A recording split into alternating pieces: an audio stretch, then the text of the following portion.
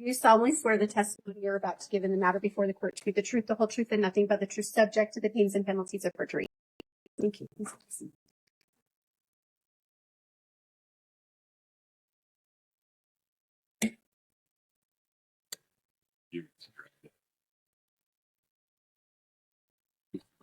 proceed. Thank you. Ms. Rodgers, could you please state your full name and then spell your full name for the court? Yes, Lashawnda Rodgers, Lashawnda,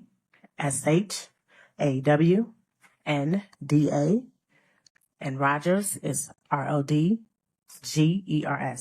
Thank you.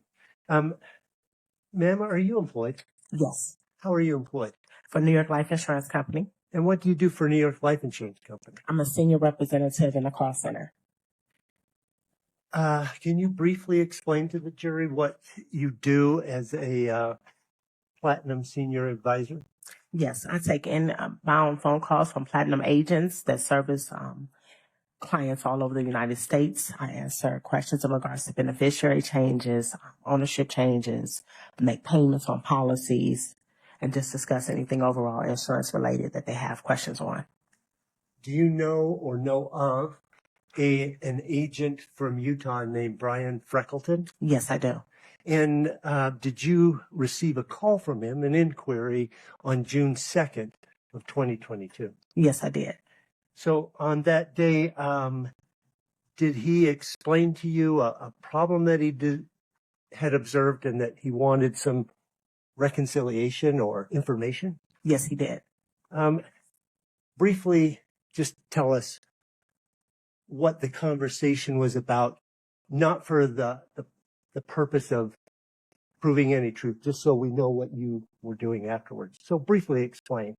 Okay, so when Mr. Freckleton called, he wanted some information on some beneficiary changes that had happened on a policy. He wanted to know why they had been changed and finagled with several times.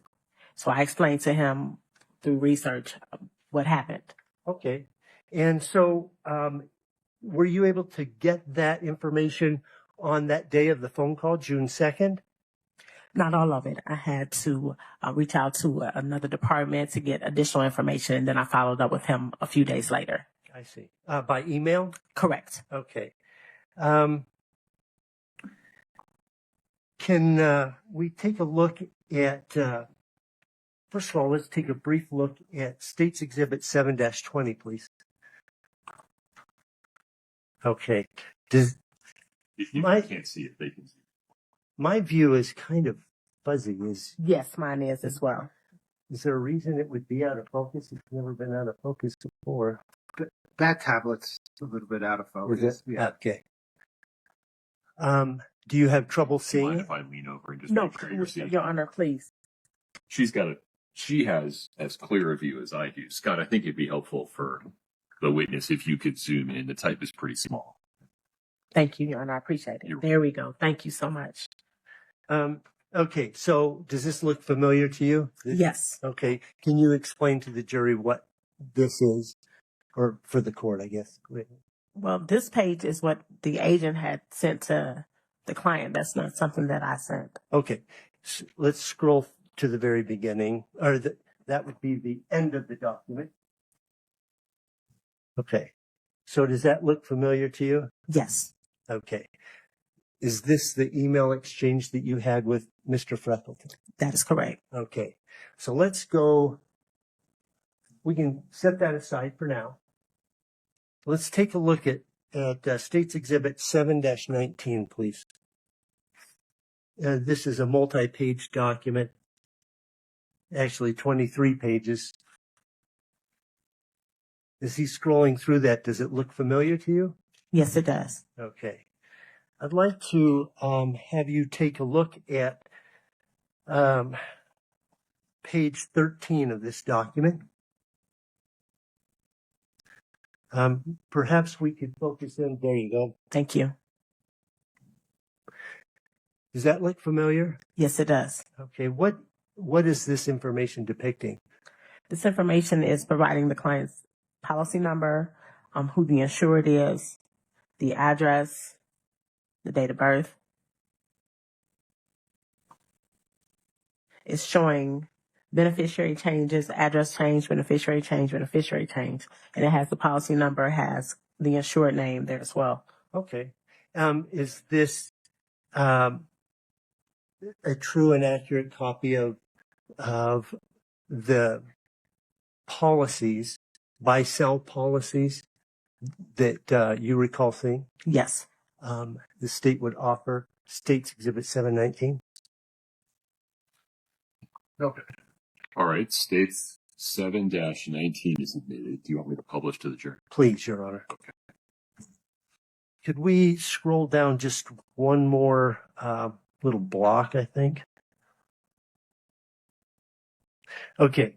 So this appears to be going in reverse chronological order, right? So the older things are at the bottom and it gets newer as you go towards the top. Is that fair? That is correct. Okay. So on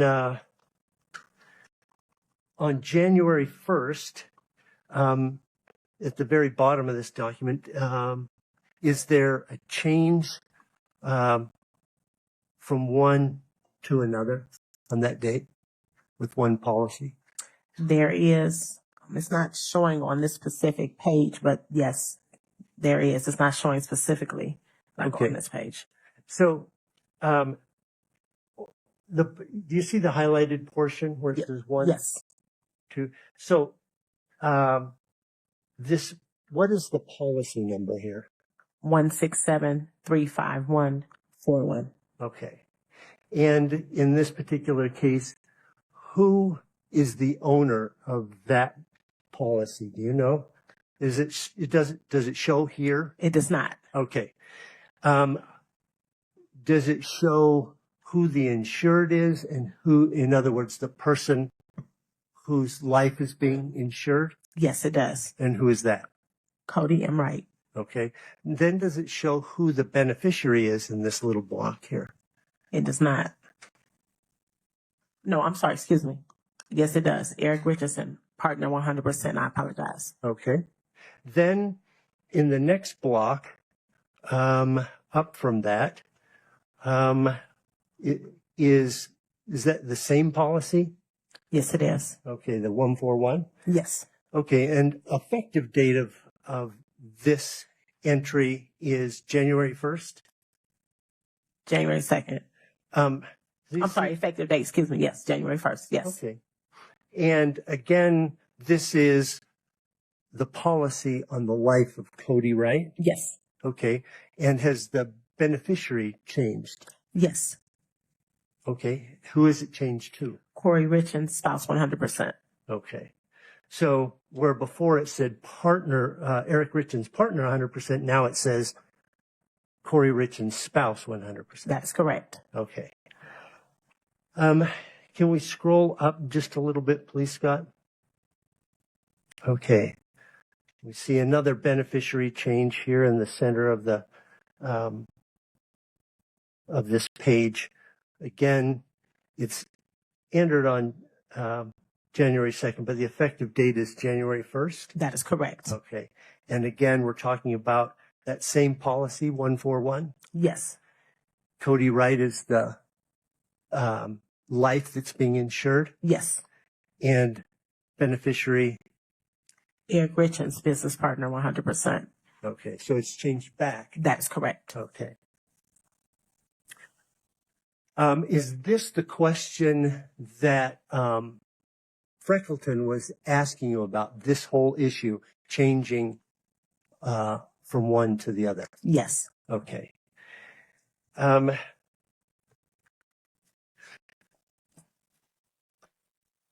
How does the owner of a policy, can they change their beneficiaries? For example, if I buy a policy on my life for my daughter, could I change the policy? Well, I think I want to give 50% to my daughter and 50% to my wife. Could I do that? Yes, as the owner, you're able to make those changes. Okay, and you would do it through some portal or something online, or? Yes, that is an option, mynyl.com. Okay. In this, I guess you could do it by calling up an agent or calling up one of your colleagues. That is correct. You're able to do so over the phone as well as filling out a form. I see. Okay. In this case, were you trying to find out how it was done and who did it? Not the how and who, just I was trying to figure out exactly, let me rephrase that. So I know that it was done by someone at New York Life. I'm sorry, wait.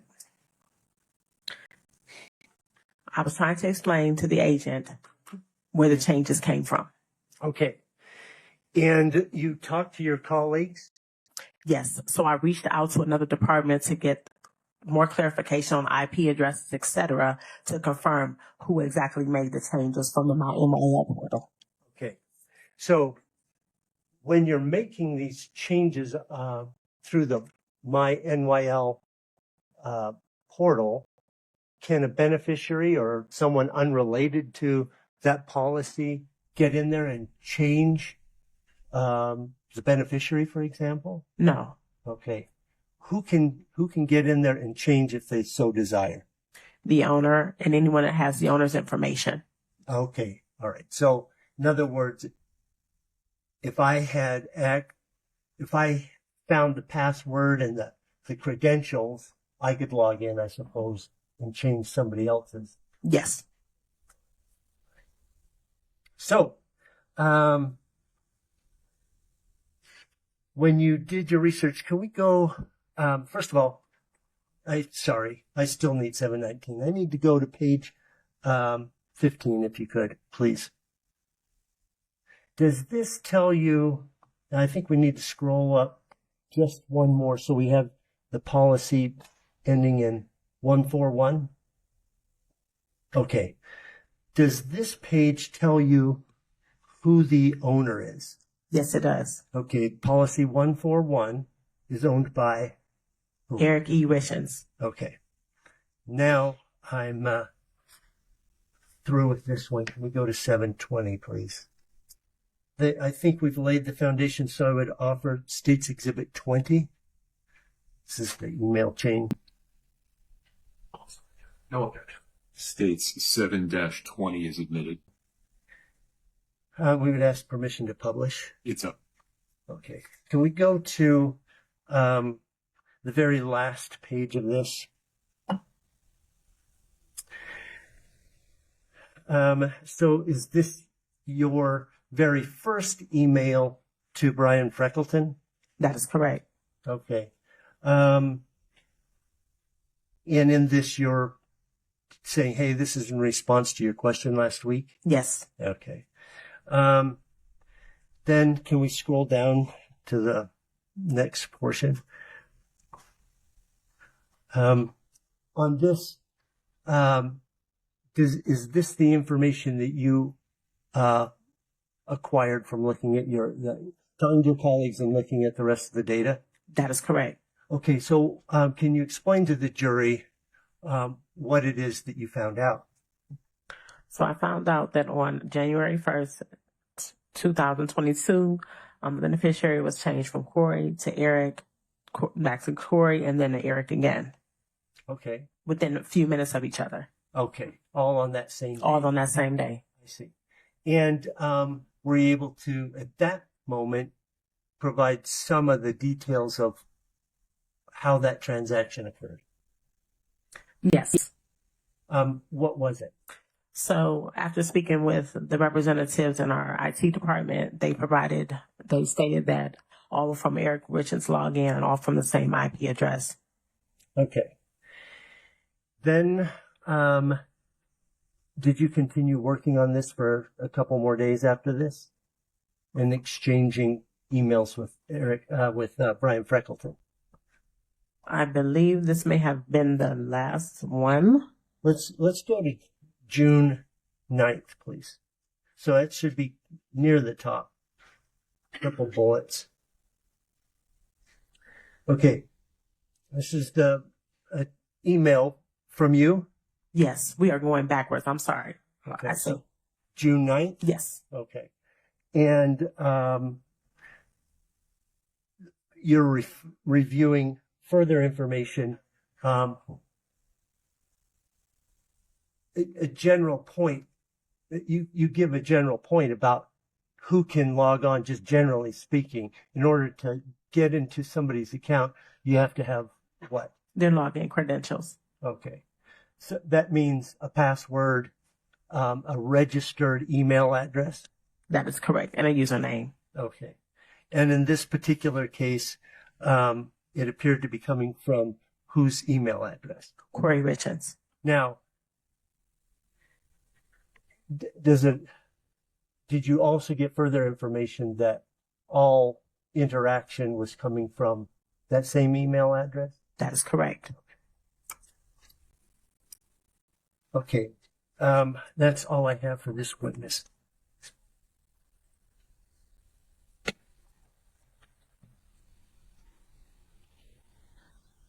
Morning, Ms. Rodgers. Good morning, Alex. I'm doing fine, sir. How are you? I'm doing great. Good seeing you again. Good to see you as well. I wanted to make some clarifications. I'd like to talk to you about client IDs. Okay. Is that all right? Yes. Okay. From the documents that we've seen, what I'll do is I will pull up let's go with 720, I believe it was state 720. No, I'm sorry. 719. Thank you. One moment. Do you see that there? No, nothing has come up. Okay. Yes. Perfect. Now that client ID right there, can you... Do you want me to show this to the jury? Oh, sure, Judge. Okay, Thank you. I apologize. very good. That client ID we see there that's highlighted, whose client ID is that? Eric's. That one's Eric's? I believe just first glance at this is Eric's. Yes. Okay. And then if we can, actually, you know what I'll do? We could pull up, let's do this one. 1 second. You just publish this just to Ms. Rodgers, please. And let me know if you recognize this. Yes. And what is this? This is, and would you please make it a little bit bigger, zoom in? And you know what I can Thank do? you. Is if this is helpful, this is just a hard copy of it. I mean, probably make it easier to. That's the same. Thank you. If you want to just go through that and see if you recognize that, and if you could focus on the client ID, or try to find a client ID there. So this page does not have a client ID listed. It does have the owner's name, Eric, and it has his address and email address here, but it's not specific to the client ID because it's Perfect. not listed. So is this one similar to the one we just saw that was Cody's? On 7, No, they're two different. 719 for her. That's two different type of views for this, but that other view just showed the insured information, but this is showing just Eric's information. Let's go ahead and maybe this will help. So that client ID that's listed here is for Cody. Okay. Correct. That's the one that's circled. Maybe we go to page 14. Of what document? This is So are we talking 719 or are we talking 1046? 1046 right now. Okay. Yep. And so there on your screen is just a electronic copy of what I just showed you. And that client ID, that one is Mr. Wright. Is that correct? Or Eric's? No, it starts with a 9, not with this 153. Okay. Let's do this. The one we previously showed you, you had indicated that that was Eric, so maybe there was a mix-up. So Eric starts with a 9? Correct. Okay. Mm-hmm. Is it 99? Well, look, before we complicate more things, we move to admit this document, Judge, it's Defense Exhibit 1047. That's not the one on the screen right now. This one is. This is 1047. Yeah, they look the same. 1046. Let's go back to the beginning to make sure we're talking. Yeah. about the Can same. we go to the first page there? Okay. So they So look. this is defendants 1046. Correct. Mr. Burmester, any information? Well, I think we need foundation to establish exactly which one we're looking at. And is it different or the same as? Mr. Ramos, just for clarity of the Sure. record, would you lay a little foundation for Can we this put witness? 1046 and State 719 side by side? I think that would be the clearest because they look identical. Okay. And then I'll ask Ms. Rodgers some questions. All right. That's perfect. Is that better? Yes. Okay. So on the left-hand side, we have Defense Exhibit 1046. On the right-hand side, we have State 719. They appear to be the exact same format, correct? Correct. Except that one's for Eric and one is for Cody, correct? Correct. All right. And within these documents, this is where the client IDs are, correct? There's no client. Not on this first page, I apologize. Correct. Okay. But the remaining pages, if we could scroll through them, just so Ms. Rodgers can see. And so that does that kind of tell you all of the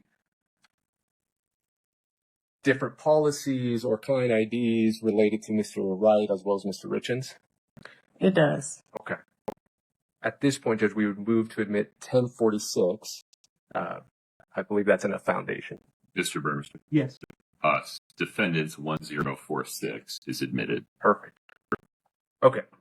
So with this information now, as you can see on the right-hand side, on the very top, and we could zoom it in if you'd like, it indicates Cody Wright. Could you go a little bit higher to show Cody Wright's name there? Okay. Now, with that information on the right-hand side, is that Mr. Wright's client ID or is that Mr. Richins' client ID? That's Cody Wright's client ID. Okay. Ending in 8252. Correct. Okay. And then on the left-hand side, if we could do the same, just showing Mr. Richins and then the client ID. And is that Mr. Richins? No, that's Cody's. That's Cody's. Mm-hmm. And if we go to on the, if you could highlight on the right-hand side, it is 1, 2, 3, 4. January 24th. There indicates a client ID there. That is Eric's. That is Eric's. Okay. Yes. So with that information, it appears that client ID 992141444 is Eric's. Eric's. Mm-hmm. And if we could go back to the very top, the client ID, if you could highlight or call that out on the right-hand side, starts with 0.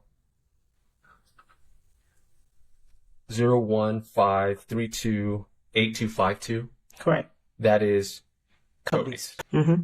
Okay. Now, with that information, that is how we could, or your office could determine where the changes were made, correct?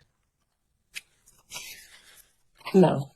How did we determine the changes were Oh, made? I'm sorry. That's right. correct. I apologize. That's okay. Those are the client IDs that were used to figure out when changes were made, who made the changes, correct? It wasn't the client ID that was used. It was the actual owner's information, but not the client ID that comes into play in a different way, but not in regards to logging in. Because there's different ways to log into MyNYL. You can log in with your name, social security number, and then you have to have an email address. And then the other way is to use a client ID, but you still have to have an email address associated with it. Correct. Let's go there. Maybe this will be helpful. If we could pull up the States Exhibit 720. And if we could go to the last page. If we could call that out, just so it's a little bit clearer for Ms. Rodgers. Thank you. Okay. So maybe what we're talking about here is different, so I'll get on the same page with you. Okay. This is the Eric Richins login. Yes. correct, is what you indicated. If we could publish this to the jury. Okay, so this one is saying that it was all from Eric Richins' login. Mm-hmm. And now what you just indicated, and maybe this is where I was mistaken, Eric Richins' login, it could be an email, you indicated? It could be either his name and his date of birth and the last four of his social. Okay. And then on the next screen, it's going to ask for an email address to do verification. Okay. Or they can put in the client ID, and then on the next page, it's going to ask for clarification. Okay. I'm sorry, for an email for verification. Understand. So that's kind of the login process That is correct. for my NYL. Yes. Okay. And then if we could go to page 2 of that same document at the bottom, that second bullet point there, if we could call that out for Ms. Rodgers so it's clear. Thank you. Yes. And this is what you're referring to, that they cannot log in with any other credentials besides what we have on record, correct? That is correct. Okay. And in this case, what did you have on record? The credentials that we had on record were Eric's name, but a different email address. It wasn't an email address so two clients would never have the same email address associated with one policy. So in looking at Eric's policy and the email address versus another policy that had the same email address is where we came up with that information.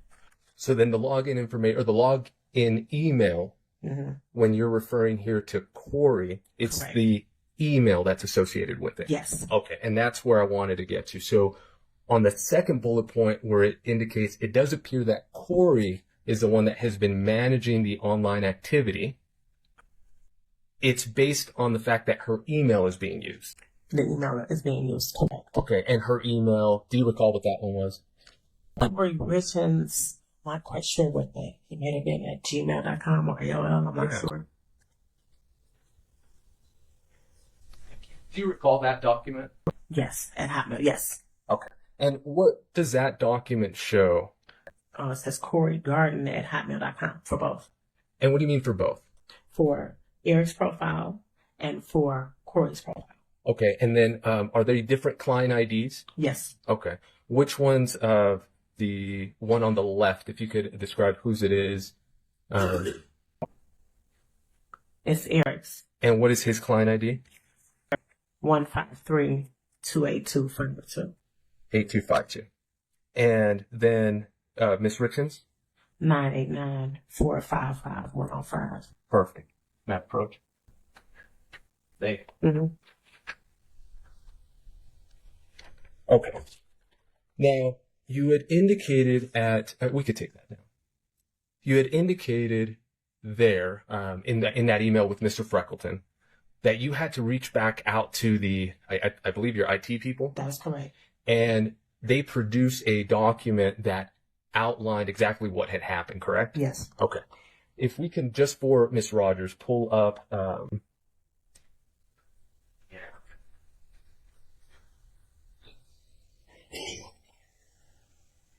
Can you see that, Ms. Rodgers? Barely.